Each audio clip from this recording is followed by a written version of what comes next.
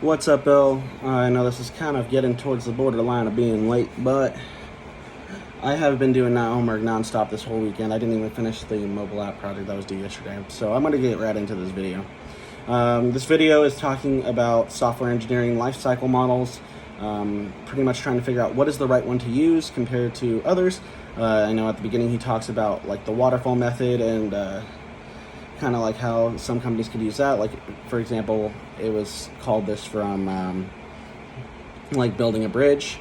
I know it talks about the cost of errors when Grissom talks about this, but for bridges, it's better to use the waterfall method because the requirements are rigid. There's nothing really much to change, like how software is very dynamic and always changing. But yeah, then he goes and talks about like the requirements engineering, to the design of everything, the implementation, the 4 pillars of construction, which will reduce complexity, anticipate diversity, utilize standards, and then the design for testability. Testability is very important. So like reducing complexity is making sure that we, if we're using the same code over and over again, instead of having it be in different files over and over again, we make one file so that if we have to make any changes to it, we make that one change rather than changing it X amount of times that we've already used it. We also have to anticipate the diversity of user input, because we could be testing it one way and the users will find 1,000,001 other ways that we did not expect that will test it, that will break our code. And then testability, like people are paid to just test stuff and code stuff and test it. Because like I just said, like with the diversity statement, testing is huge. And if something doesn't work or it breaks, like it needs to be fixed. And then utilizing standards, which is like the industry standard, coding name standards, depending on what you're working on. Then he talks about validation. He mainly talked about Kickstarter with this. Like, for example, if you put a project up on Kickstarter and it gets a bunch of money because people are paying and they don't actually have a product, they want to see the product, you're definitely like a validated product. Then there's the verification, like, did we build it right? So there's different types of testing, or various levels of testing. There's the unit testing, which is like, does it work alone? He's the example of like classes. Then there's the integration level of testing, which is like, does the whole project work together directly? System level testing, does the entire system work as like we wanted it to? And then the acceptance level testing, is it accepted by the users through alpha and beta testing? Then we have maintenance, which we talk about 3 different types of maintenance. There's corrective, which is just like bugs, fixes, and all that kind of other stuff. There's perfective fixes, which is like new features, optimizing everything. And then there's the adaptive maintenance, which is like responding to the environmental changes, like different OSs or React Native, for example, how that's such a new language that it's always changing.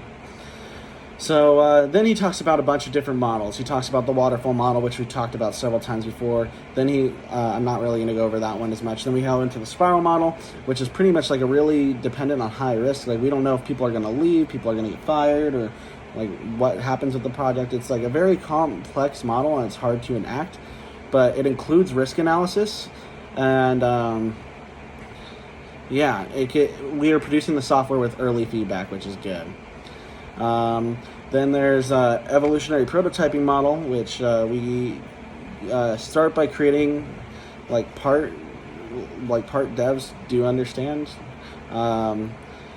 So like we're pretty much creating the parts that we as developers know. So it's like a partial system. We're getting immediate feedback from the customers, but it's very also hard to plan in this.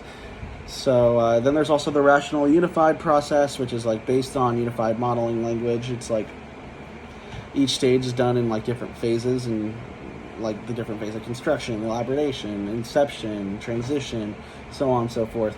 There's the agile model, which we talked about, where it's always like a continuous cycle, kind of like Scrum, which I know you might not know, but it's always in rotation. Like, we're doing specific features, and then if it's ready, we release it to the market, and then we kind of can keep iterating through bugs, new features, development, all that good stuff. So then he talks about what questions should we ask, like what's the risk level involved, and like what's the level of understanding, what type of project it is it expected to be a lifetime product, is it like a fad, like Among Us type product? And then, so like we use those questions to determine which type of model we should use. So like there's also, he talks about some of the classic mistakes, like one person tries too much, or changing the tools mid-product, There's no like version control. There's so many different mistakes that we can make. And yeah, so that's pretty much the life cycle models. Hope you enjoy. Bye-bye.